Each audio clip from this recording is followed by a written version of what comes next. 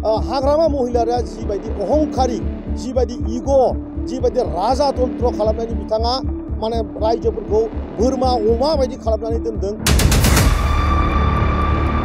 बिसोरनि बाथौ थानसालि आरो बिखेखकरि जि थाबायनायनि लामा बे गासैबो एन्जर नेवलाय थाबायग्रा लामा खालामजोबथारनानै दोनदों। आङो गोबाव समाय आङो नैबे सराइबिल समस्ति बिटिसिनि बेवहाय आङो मानगोनां प्रमद बर' सारा जोंखौ जि रोखोमनि आंखौ स्पेसियेलि सराइबिल समस्तिखौ जिहेतु बेवहाय सासे एमसिएलए थानानैबो नितद्द सासे मानसि सुबुं एकदम माने अर्थ गैयै सासे सुबुङा बेवहाय रायजोनि माने राजा जानानै दङ। दाजु एमसिएलए आं बिनि मोखांखौबो सिनाया, मानसिखौबो नुफेराखै, खिन्थु आं सानोमोन गोदो जों खोनायोमोन क'क्राझाराव माने मोसौ लांग्रा लामा सिन्थाय फाक्का जाजोब्बाय होननानै। जोंनि बाक्साथिं ओरै होननाय लोगो लोगो मानसिफ्रा सानो बाप रे बाप माने हाग्रामाया लांजोबथारबाय नामा, क'क्राझाराव बानायजोबथारबाय नामा।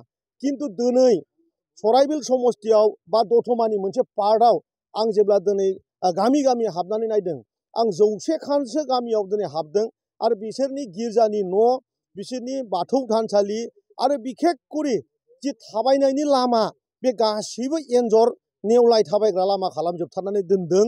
गसाइगाव टाउनजों नांजाबनाय नैबे मा गामिमोनलाय इयो, 1 नं हाथि 2 नं हाथिगर 1 नं हाथिगर बे गामिफोरनि जि लामा बेवहाय थानाय जि रायजोफोर बिसोरखौ एन्जरजों रुजुजानाय बायदि खालामनानै बिथांमोना दोनदों। आं लाजिदों, आं धिक्कार होदों।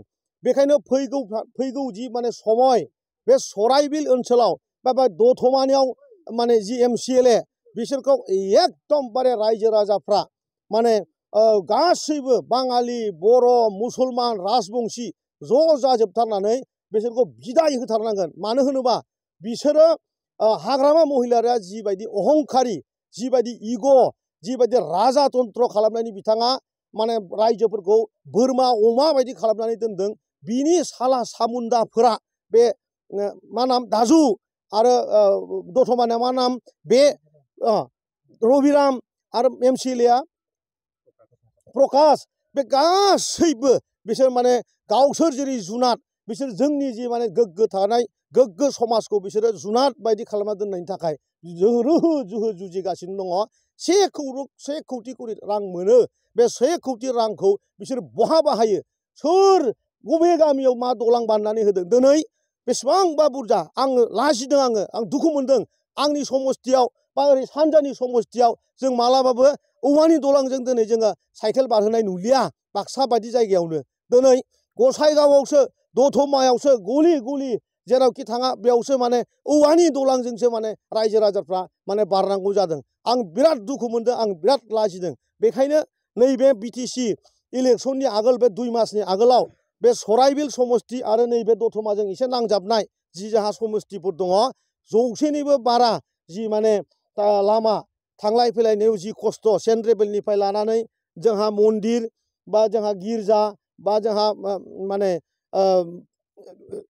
जिसासफोरनि जि गिर्जा बेफोर न'खौ माने फाहामनो एसे थिं जिनायफोरखौ थिं लगायनो, फ्लर गैयिफोरखौ फ्लर लुना होनो, इथा गैयिफोरखौ इथा होनो आरो खोरखि गैयिफोरखौ खोरखि लागायनो आरो दलांफोरखौबो गासिबखौबो मेरामति खालामनानै जाहाथे नैबे जोंनि सरखार गोदानै मानगोनां प्रमद बर'आ जिहेतु चिफ जाफिनखाथारनोसै 2 मासल'सै, एनडिएआ अलरेडि जोंहा डिक्लार होखाबाय।